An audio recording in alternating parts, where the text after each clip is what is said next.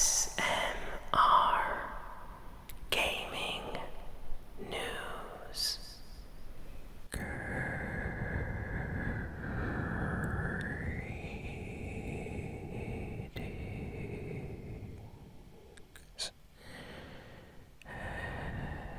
everyone, and welcome to ASMR Gaming News. Please hit that like button. Sit back, relax, and let's begin. So, let's just jump right into the news for the week here. Big update for Fortnite this week. We finally got the weather update, which is kind of a big deal. It was teased at the beginning of the new Chapter 3 Fortnite trailer that came out a couple weeks ago. For those that don't know, Fortnite has chapters, and in these chapters they have seasons, and season to season things change on the map. So this Chapter 3 update is a pretty big one because they added weather effects like rain and tornadoes and lightning. So it's pretty insane. Obviously, they might have taken some inspiration from the recent Battlefield game, Battlefield 2042 featured a lot of trailers and gameplay before it released with like the weather conditions and things. There were tornadoes and lightning and thunder. So it seems like Fortnite maybe got a little bit inspired by that and decided to include something similar in their game, and they teased it at the beginning of the season, like I said, a couple of weeks ago. But the update just released this week. So a lot of people are very excited. The servers were actually down, I believe, when the update came out. There were a lot of problems, but shortly after, everything was working smoothly. Basically, there are two different weather effects on the Fortnite map right now. There are tornadoes that can form, huge tornadoes like twisters. If you ever watched the movie Twister, if you go inside of them, they actually do spin you around. You can fly and glide to another location, so pretty cool. But there is also a lightning weather effect during like thunderstorms on the map. A huge dark cloud will appear above you. It will create a shadow in the area around. So it doesn't cover the entire map, it just covers segments where the cloud is. Kind of like cartoons when they have like a rain cloud following someone around. Think of something like that, but larger and in the sky. So, there are lightning effects that come out and strike certain places on the map. It's entirely random. If you run to a place that gets struck by lightning, there's a little bit of like fire that burns the grass or surrounding area, and you do take 10 damage, either shield damage or health damage, depending what you have. But it will give you a buff, a speed buff, like a temporary speed buff. Very similar to when you eat a pepper. So if you ever ate a pepper in Fortnite, they're basically consumable items that give you a temporary like speed boost, so you run faster. So I guess they decided to add that effect to getting struck by lightning, which is actually a fun reason to get struck by lightning on the map. If you manage to get hit by lightning, you'll get a temporary, speed boost, which is very, very fun. So a great update. A lot of people are really enjoying all the new features and changes. They also buffed some of the weapons, like the auto shotgun apparently reloads faster now, and they nerfed the damage the SMG can do, which is a little bit sad, but hey, they needed to balance some things, I think, so they finally went ahead with all of that. They brought back some weapons like the flare gun. People are very excited the flare gun is back in Fortnite, and yeah, just a very big, eventful week for Fortnite. Moving on, let's talk about Battlefield 2042. Wow, a lot of controversy and drama surrounding this game. So, I actually pre-ordered this game early this year. I was super excited like everybody else for the trailers, and by early this year, I mean early last year. I keep forgetting, it's 2022 now. Early last year, there were so many Battlefield 2042 trailers. It looked amazing. I was excited. I pre-ordered the game. I played the beta. It was fun. Then the full game came out, and I didn't really play it on the channel. Let's just say the common consensus right now on the internet, like opinion between a lot of people, is the game is not that great. It needs a lot of fixes, and there's a lot of problems with it. A lot of features are missing.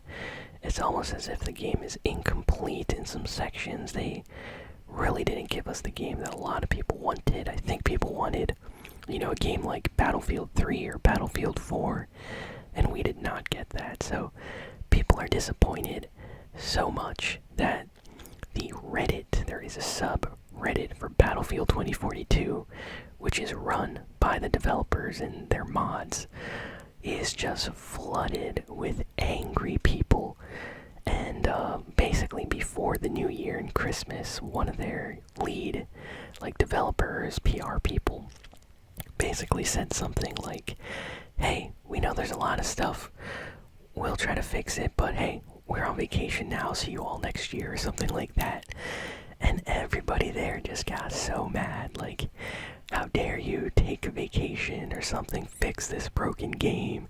There are even more issues and things that you don't even know about.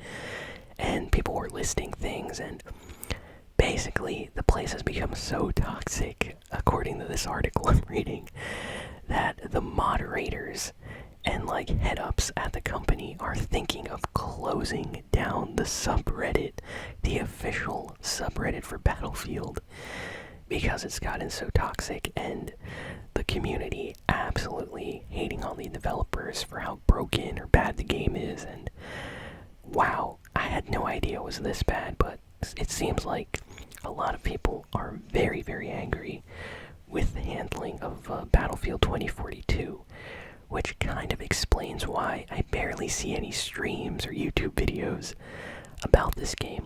I remember when Battlefield 4 came out, every day on Twitch you would see people streaming it, talking about it. Same goes for YouTube. You can still watch people streaming Battlefield 4 on YouTube, to be honest. And yeah, Twitch, all these places, people talking, TikToks. There's probably TikToks right now for Battlefield 4 and not for the new Battlefield, so that should tell you something. So it's a little bit disappointing. I really hope they magically fix these things in the next few months for the game, and then I'll jump into it and play it, because I do agree with some of the problems. A lot of things are missing with the game, and a lot of things are kind of broken. There's some weird glitches and bugs, and honestly, I'm disappointed I actually pre-ordered the game full price, because apparently it's in bargain bins right now at Walmart for $9. You can buy the game new, which is just insane. Imagine a game comes out and it basically goes on sale a month later. Wow. So that's a little disappointing.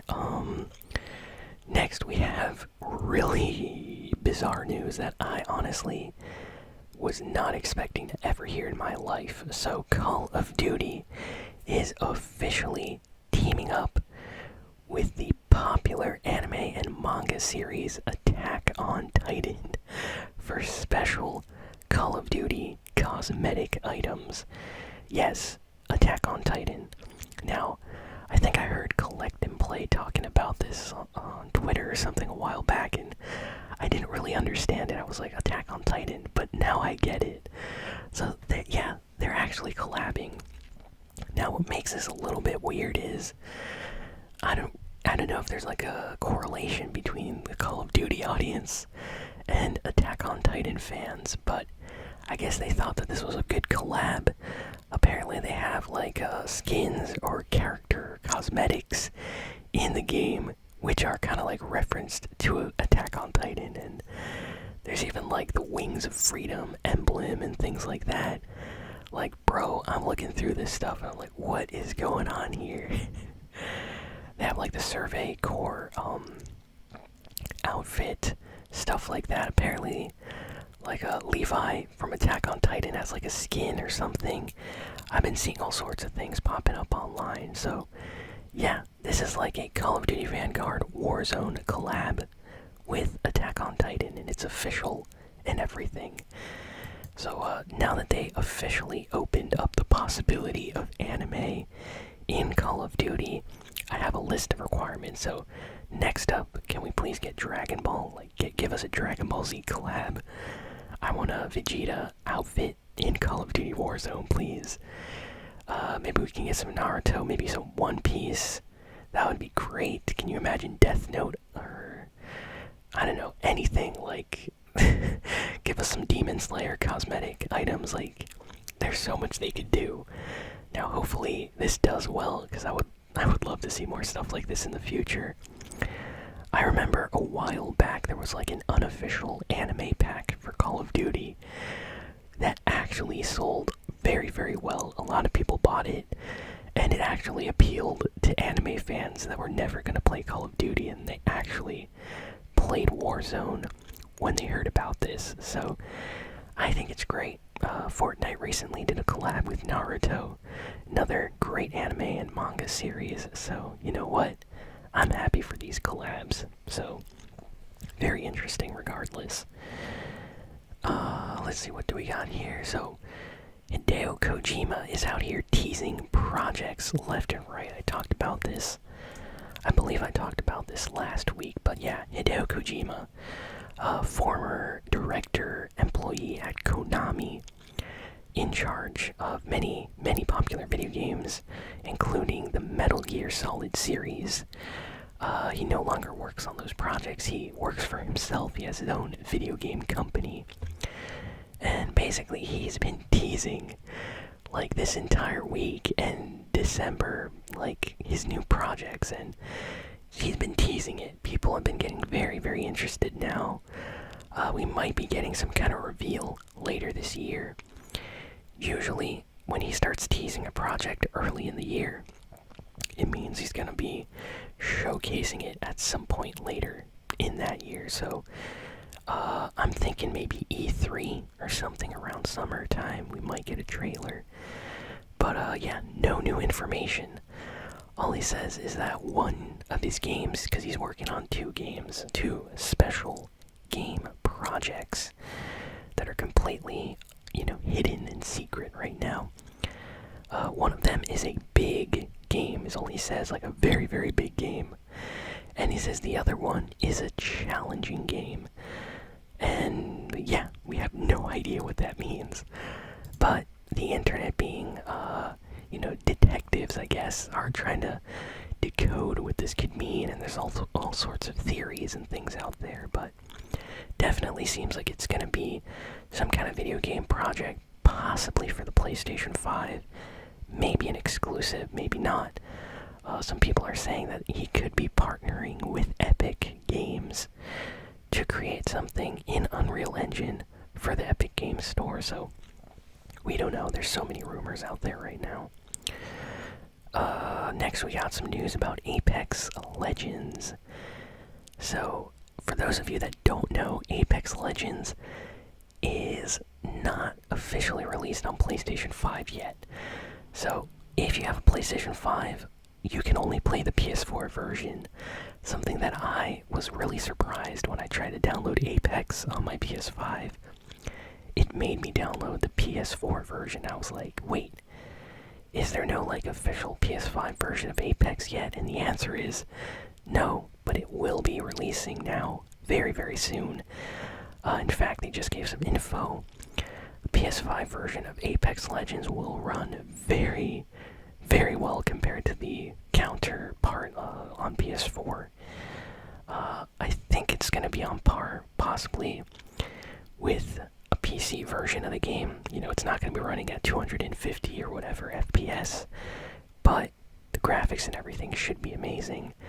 And I might actually download the PS5 version of Apex, check it out, play it a little bit on the channel. I haven't played Apex since like Season 3 or something like that, so it's been a long time. But I know a lot of people are huge fans of the series, and I'm all about new versions that run better. Because one of the problems I had on PS4 was the game would always crash or FPS drops, and I absolutely hated that. So if it does come out on PS5, definitely going to be checking that out.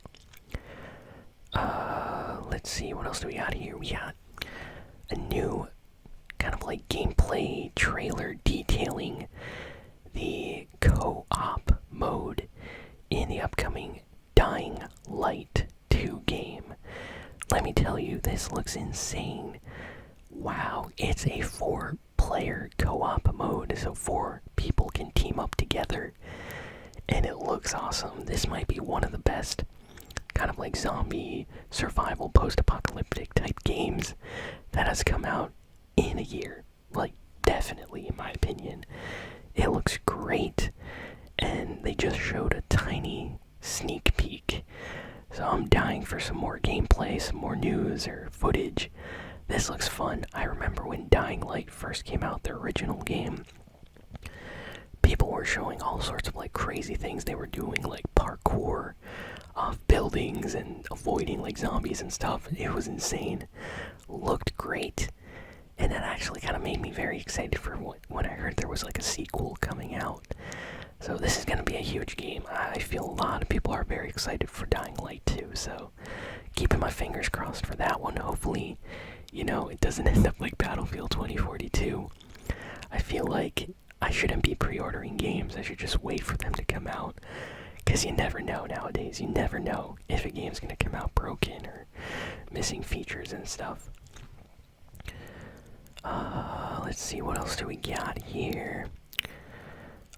We got a piece of news that would have been scary, but apparently it did not happen, so that's great.